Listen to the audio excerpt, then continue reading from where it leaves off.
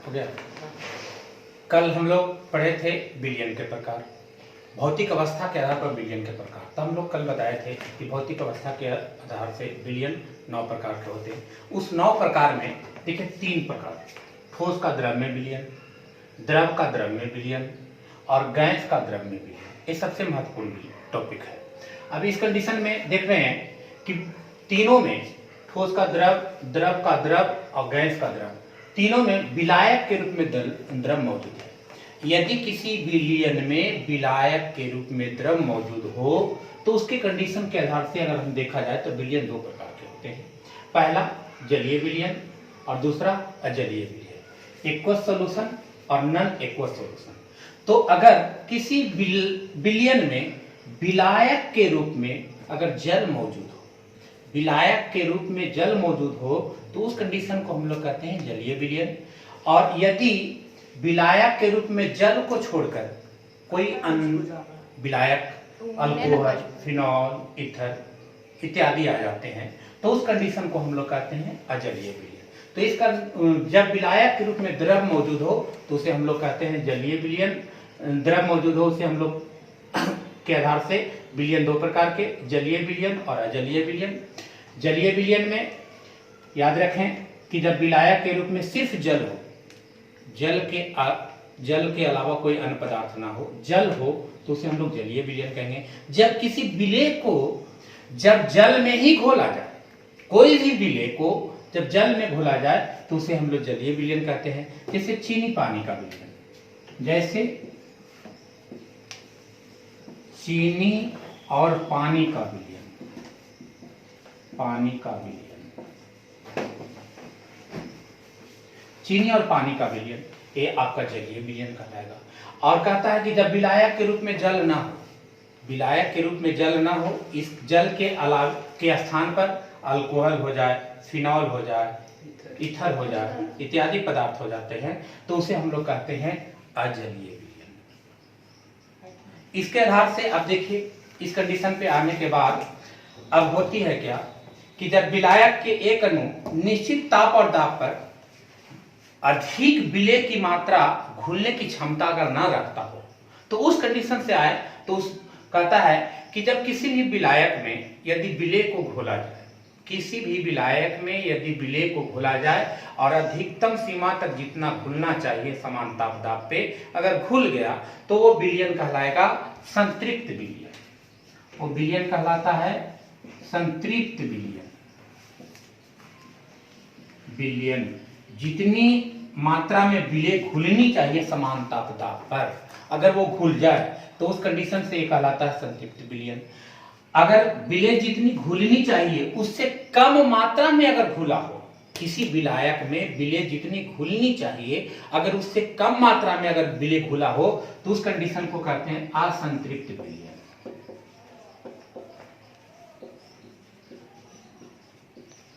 असंतृप्त विलयन। यदि विलायक में विलेय जितनी मात्रा में घुला हो उससे किसी कंडीशन को बढ़ाकर, ताप को बढ़ा करके, उसको गर्म करके और भी विलेय की मात्रा अगर घुला देते हैं तो उस कंडीशन को कहते हैं अति संतृप्त विलयन।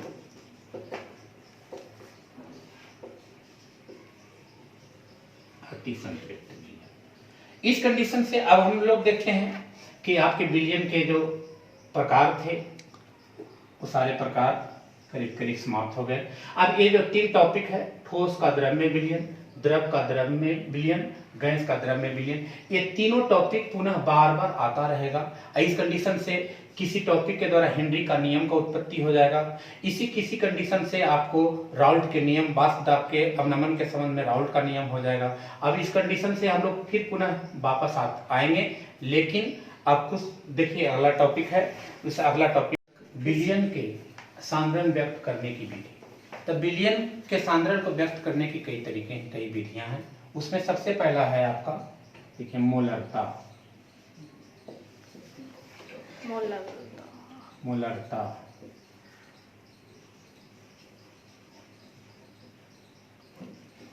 मोलरिटी। अब इस मोलरता को हम लोग इंडिकेट करते हैं कैपिटल एम से। मोलरता को सूचित करते हैं कैपिटल एम से। कहता मोलरता कि 1 लीटर बिलियन में 1 लीटर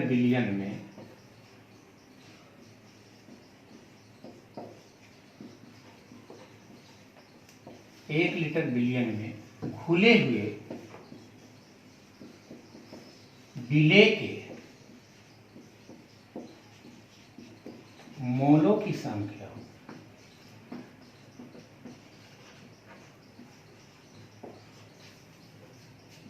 मोलरता कहते हैं। 1 लीटर बिलियन में, अब आयतन फिक्स है कि आयतन जब भी है तो उसकी 1 ही लीटर लेके चलेंगे, फिक्स मात्रा है आपका। 1 लीटर बिलियन में घुले हुए विलेय के मोलों की कुल संख्या कहलाती है मोलरता, अर्थात मोलरता बराबर विलेय के मोलों की संख्या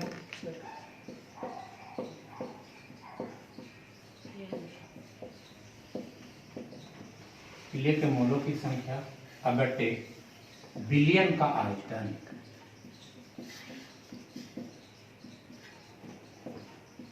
जब भी होगा तो लीटर में होगा, बिलियन का आयतन। तो अब मोलरता को हम लोग सूचित करते हैं कैपिटल एम से, अब विलेय के मोलों की संख्या का स्मॉल एम से, अब आयतन को v से, यानी अर्थात कि m बराबर n बटा v, m बराबर n बाई v। अब इस कंडीशन से हम जानते हैं, विनोद है, हम जानते हैं कि n बराबर होता है w बाई n, मोलों की संख्या दिया हुआ भार बटे अनुभार। मोलों की संख्या बराबर होता है दिया हुआ भार बटे अनुभार। तो दिया हुआ भार को W से सूचित कर दिए और उस पदार्थ के अनुभार को M से सूचित करते हैं। तो यानी N का मान अगर इसमें पुट कर देते हैं तो उस कंडीशन में M बराबर हो जाता है W बटा M गुने V।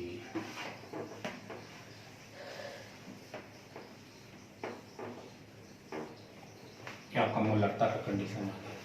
तो मोलरता का कंडीशन में, और अब जब भी कोई भी न्यूमेरिकल आता है तो आयतन जो होता है हमेशा मिलीलीटर में होती है, आयतन हमेशा मिलीलीटर में होती है।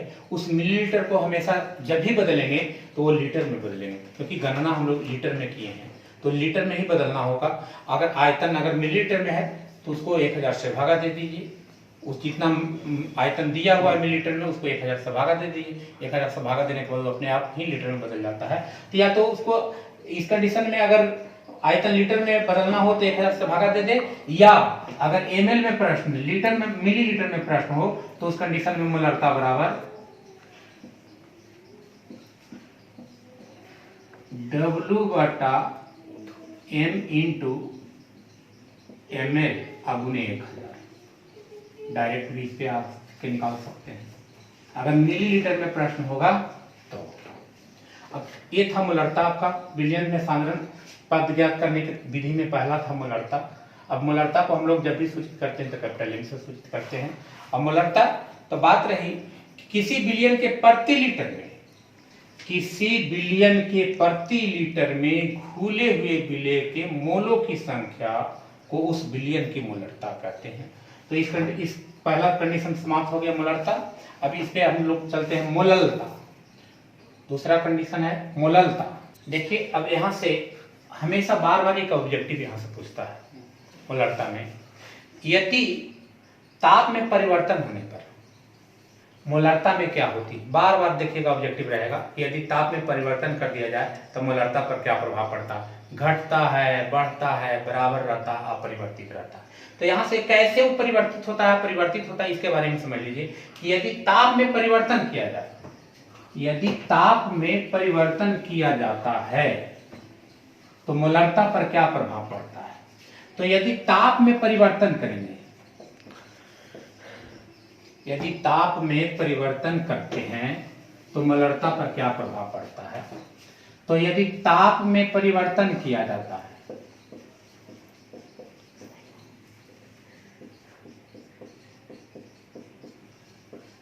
तो फिक्स है कि ताप में अगर परिवर्तन करेंगे तो आयतन बढ़ जाएगा या घट जाएगा, आयतन में परिवर्तन हो जाएगा। अब देखिए जब ताप में परिवर्तन किया जाता है तो फिक्स है कि जब ताप को हम लोग बढ़ाएंगे या घटाएंगे तो उसी के आधार से आयतन में भी आयतन बढ़ेगा या घटेगा। जब आयतन बढ़े या घटेगा, तो जब आयतन या तो बढ़ेगा या तो घटेगा, तब मोलारता में भी परिवर्तन हो जाएगा। तो अर्थात हम कह सकते हैं कि यहाँ से यदि ताप में परिवर्तन होने पर विलयन के आयतन में भी परिवर्तन हो जाता है। अतः ताप परिवर्तन से विलयन की मोलारता भी परिवर्तित हो जाती है। यानी कि ताप बढ़ेगा तो मोलारता में भी परिवर्तन होगा, और ताप घटेगा तब पर भी मोलारता में परिवर्तित होगा। यानी कि ये बदलता रहता है। अब दूसरे कंडीशन से हम लोग आए। दूसरा कंडीशन है मोललता।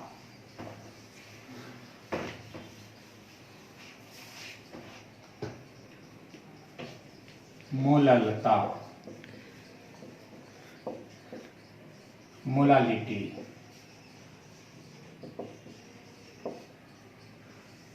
मोललता को हम लोग स्मॉल एम से सूचित करते हैं। इसको हम लोग इंडिकेट करते हैं स्मॉल एम से। और मोललता कहती है किसको? तो मोललता कहता है कि विलायक के 1000 ग्राम,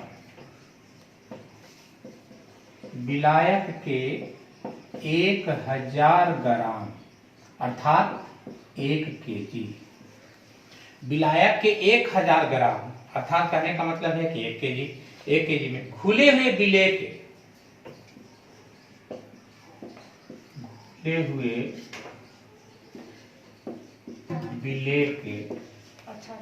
विलायक के 1000 ग्राम में घुले हुए विलेय के मोलों की संख्या, विलेय के मोलों की संख्या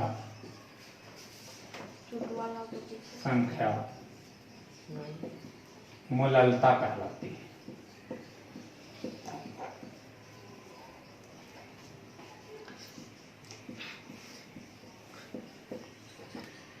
विलायक के 1000 ग्राम में यानी कि अर्थात 1 केजी में घुले हुए विलेय के मोलों की संख्या मोललता कहलाती है। अर्थात मोललता बराबर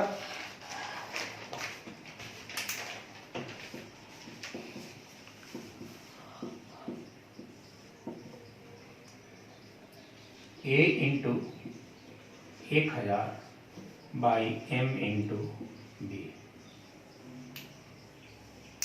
जहां A विलेय के मोलों की संख्या,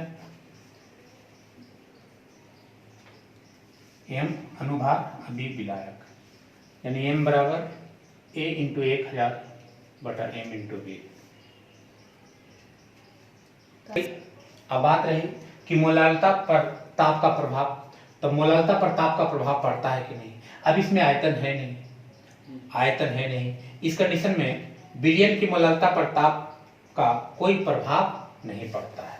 विलयन की मोललता में ताप पर इसके ताप का कोई प्रभाव नहीं पड़ता है।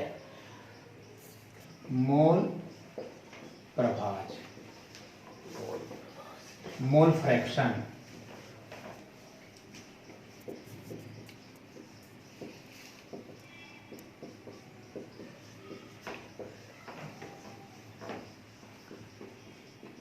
मोल फ्रैक्शन, मोल अंश, इसी का नाम है मोल फ्रैक्शन।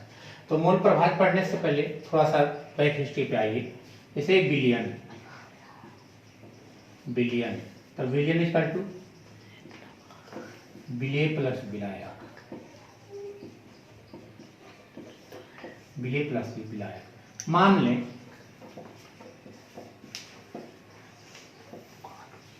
कि विलेय के ग्राम अणुओं की संख्या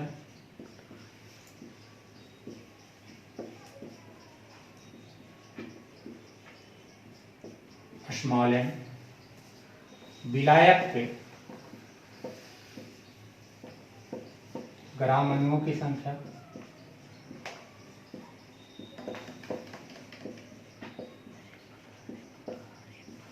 कैपिटल एम। तो बिलियन के ग्राम अणुओं की संख्या, बिलियन के कुल ग्राम अणुओं की संख्या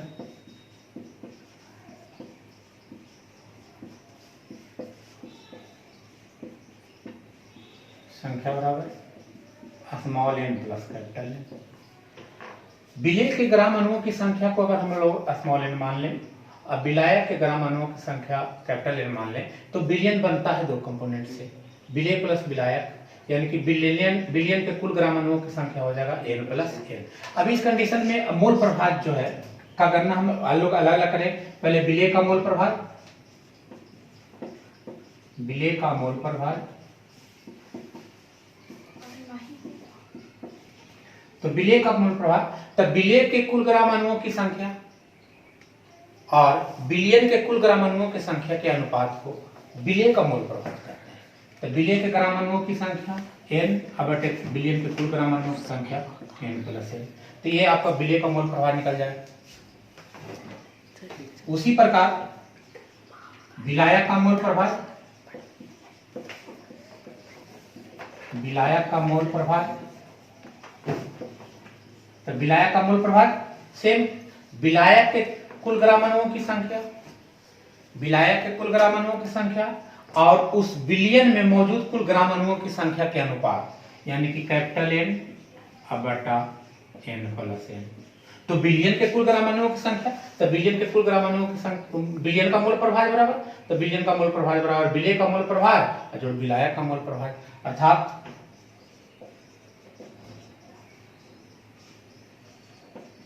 बिलियन का मोल प्रभाव, तो बिलियन का मोल प्रभाव बराबर n बटा small n plus capital N plus capital N बटा n प्लस n। अब इसको हल कर लेंगे, तो हल करने के बाद n प्लस n यानी कि n प्लस n अभी कट के बराबर हो जाएगा इक्वल टू 1। तो याद रखेंगे कि बिलियन का मोल प्रभाव हमेशा एक होता है, बिलियन का मोल प्रभाव हमेशा एक होता है। देखिए अब अगला टॉपिक है विलेयता, सॉल्युबिलिटी। कहता है किसी निश्चित ताप पर 100 ग्राम विलायक में घुलने वाले किसी ठोस पदार्थ की वह मात्रा जो विलयन को संतृप्त बना दे, उस ताप पर उस ठोस पदार्थ की विलेयता करते हैं। तो इसकी गणना जब भी किया गया है तो 100 ग्राम विलायक में गणना किया गया है, 100 ग्राम विलायक में, अर्थात विलेयता बराबर विलेय के ग्राम अणुओं की संख्या बाई विलायक के ग्राम में द्रव्यमान इंटू 100। क्योंकि 100 क्यों? क्योंकि इसकी गणना जब भी किया गया है तो 100 में किया गया है। तो विलेयता बराबर विलेय के ग्राम अणुओं की संख्या, ग्राम में द्रव्यमान, विलेय का ग्राम में द्रव्यमान बाई विलायक का ग्राम में द्रव्यमान इंटू 100। अब बात रही कि विलेयता अनेक बातों पर निर्भर करती है। विलेयता निम्न बातों पर निर्भर, विलेय की प्रकृति, दूसरा विलायक की प्रकृति, तीसरा ताप और चौथा दाब। तब विलेय की प्रकृति और विलायक की प्रकृति हम जानते हैं कि जितने भी विलेय होते हैं वो सारे के सारे विलेय सारे के सारे विलायक में घुलनशील नहीं होते हैं। अब इस कंडीशन से कुछ विलेय होते हैं जो विलायक में घुल जाते हैं, कुछ ऐसे भी विलेय होते हैं जो विलायक में नहीं घुलते हैं। जैसे ध्रुवीय विलेय जब भी घुलेंगे तो ध्रुवीय विलायक में ही घुलेंगे, और अध्रुवीय विलेय जब भी घुलेंगे तो अध्रुवीय विलायक में ही घुलेंगे। इसीलिए कहा जाता है कि सदृश ही सदृश को घुला सकता है, लाइक डिजोल्व लाइक, सदृश ही सदृश को घुला सकता है, लाइक डिजोल्व लाइक। तो विलेय की प्रकृति और विलायक की प्रकृति में हमेशा याद रखिए कि ध्रुवीय विलेय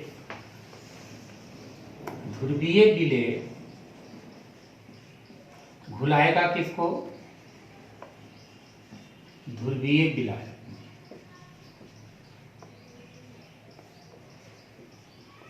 और अध्रुवीय विलेय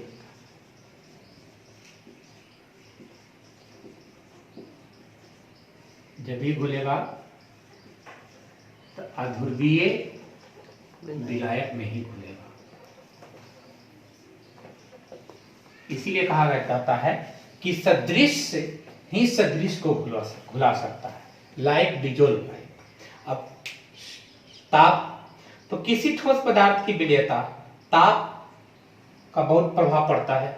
यदि जल किसी भी ठोस पदार्थ में अगर ताप को बढ़ा दें तो विलेयता बढ़ती है, ताप को घटाएंगे विलेयता घटेगी। ताप को बढ़ाइएगा विलेयता बढ़ेगी, ताप को घटाएंगे विलेयता घटेगी। अगला है दाब, तो दाब पर विलेयता का कोई प्रभाव नहीं पड़ता। दाब पर विलेयता का कोई प्रभाव नहीं पड़ता। यहाँ से तो हिला रहा है। बंद कर दें। हाँ बस। अब देखिए अगला टॉपिक, इसी में हम लोग जो 3 को लेकर चले थे उसमें से एक लेकर चले हैं गैस की द्रव में विलेयता। तो गैस की द्रव में विलेयता है, ये जो गैस की द्रव में विलेयता है वो हेनरी के नियम पर प्रचलित होती है। तो इस नियम में कहता है कि किसी द्रव में किसी गैस की विलेयता होती है जो गैस के दाब का सीधा समानुपाती होती है, अर्थात विलयन के आंशिक दाब गैस के मोल प्रभाज के समानुपाती होती है। अगर मान ले कि किसी गैस के आंशिक दाब P है और गैस का मोल प्रभाज X है, तो अब कहता है कि जो आंशिक दाब जो होती है मोल प्रभाज के समानुपाती होती है, तो यानी कि P वैरीज X। अब वैरीज को हटाएंगे, तो वैरीज को हटाएंगे तो इसके लिए कोई कांस्टेंट का प्रयोग करेंगे, वो कांस्टेंट है K। तो यानी कि P बराबर, इस वैरीज को हटा दिया तो P बराबर K इंटू एक्स, जहाँ K कांस्टेंट है अर्थात K बराबर, तो इसको अगर इधर कर देते हैं तब P बटा एक्स, तब K बराबर P बाई एक्स जो है वो हेनरी के नियम, यही जो P बाई एक्स है वो हेनरी का नियम कहलाता है। इस नियम के आधार से अगर हम देखते हैं कि K का मान विभिन्न गैसों के लिए K का जो मान होता है वो भिन्न भिन्न हो सकता है। यदि K का मान गैस की प्रकृति पर निर्भर करता है, ये जो K का वैल्यू है ये गैस की प्रकृति पर निर्भर करता है। अब K का जो मान होता है वो अलग अलग हो सकता है, वो गैस की प्रकृति पर निर्भर करता है। K का मान जितना अधिक होगा, यदि K का मान, ये जो वैल्यू K का है अगर इसका मान अधिक होगा, K का मान अधिक होगा तो उस कंडीशन में गैस की जो विलेयता है उतनी ही कम होगी। K का मान अगर बढ़ता है, कंडीशन है कि K का मान अधिक होगा तो गैस की विलेयता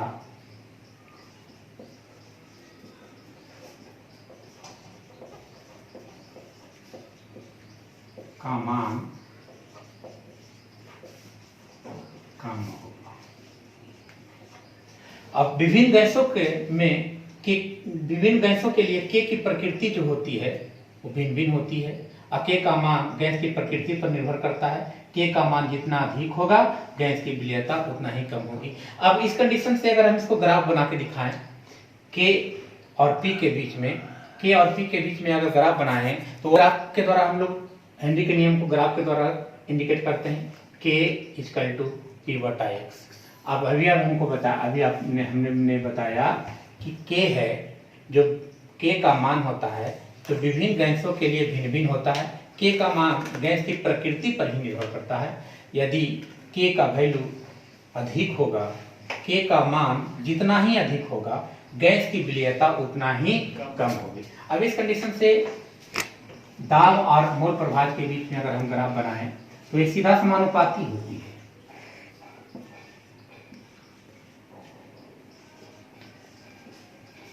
सीधा समानुपाती कहने का मतलब है कि अगर प्रेशर को, दाब को बढ़ाएंगे तो मोल प्रभाज भी बढ़ेगा, दाब को घटाएंगे तो मोल प्रभाज भी घटेगा। तो उस कंडीशन में इसका जो ग्राफ होगा एक सीधी रेखा में जाएगा।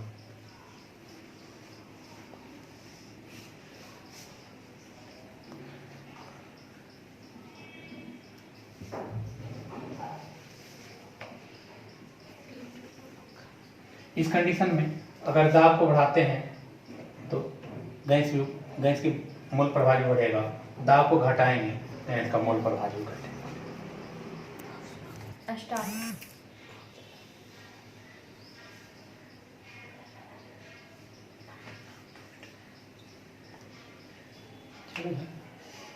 अब देखिए ठोस का ठोस में विलयन, तो जब दो ठोस को आपस में मिश्रित करते हैं, मिलाते हैं, तब मिलाने के पश्चात यह दो प्रकार का कंडीशन उत्पन्न करता है। यानी कि ठोस का ठोस में विलयन दो प्रकार के होते हैं। पहला प्रतिस्थानात्मक ठोस विलयन और दूसरा अंतराली ठोस विलयन। अब प्रतिस्थानात्मक ठोस विलयन क्या है? अब देखिए ये विलायक के कण है और ये जो रंगा हुआ भाग है वो विलेय के कण है। ये दोनों के कण में बहुत काफी अंतर नहीं होता है। अब विलायक के कण को हटा करके इसके इसके प्रतिपक्ष में यानी कि काउंटर पार्ट में ये आकर के सब्स्टिट्यूएंट हो गया है। तो इस कंडीशन में अगर ऐसे कंडीशन विलायक विले विलायक विले विलायक और दोनों में के कणों के बीच में बहुत काफी फर्क नहीं होता है, बहुत कम अंतर होता है, तो इस कंडीशन को हम लोग कहते हैं प्रतिस्थानात्मक ठोस विलयन। इसे कहते हैं प्रतिस्थानात्मक ठोस विलयन। अब दूसरा है अंतराली ठोस विलयन। तो अब विलायक के कण के जो अंतराली स्थान जितने भी देख रहे हैं, अगर उस अंतराली स्थान में अगर विलय के कण सब्स्टिट्यूएंट इसमें आकर के निहित हो जाते हैं तो इस कंडीशन को हम लोग कहते हैं अंतराली ठोस विलयन। लेकिन इसमें विलायक के कण और विलय के कण में काफी फर्क होते हैं। इसके दोनों के कणों में काफी फर्क नहीं होते हैं, लेकिन इसके दोनों के कणों में काफी फर्क होते हैं। इस प्रकार कहता है जी कि जब दो ठोस पदार्थ को परस्पर मिश्रित करते हैं तब ठोस का ठोस में विलयन प्राप्त होता है। यह विलयन दो प्रकार के होते हैं। पहला प्रतिस्थानात्मक ठोस विलयन, दूसरा अंतराली ठोस विलयन। तो प्रतिस्थापनात्मक ठोस विलयन में इस प्रकार के विलयन में एक ठोस पदार्थ यानी विलेय के अणु या परमाणु दूसरे ठोस पदार्थ यानी कि विलायक के सदृश प्रतिपक्ष को, सदृश काउंटर पार्ट को, सदृश प्रतिपक्ष को उसके स्थान पर प्रतिस्थापित करके स्वयं वहां प्रविष्ट कर जाएगा। इसको हटा करके और विलय के कण वहां पर प्रविष्ट कर जाता है। तो इस कंडीशन में हम लोग कहते हैं प्रतिस्थानात्मक ठोस विलयन। और ये विलय के कण और विलायक के कण में ज्यादा फर्क नहीं होता है। दूसरा अंतराली ठोस विलयन।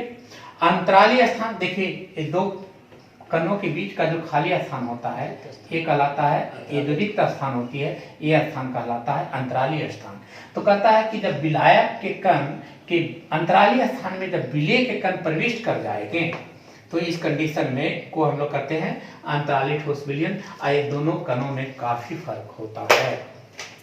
जो भी छात्र मेरे चैनल को देख रहे हैं, इस चैनल को लाइक, कमेंट और सब्सक्राइब जरूर करें ताकि मैं अगली वीडियो भी अपने चैनल पर अपलोड कर सकूं। धन्यवाद।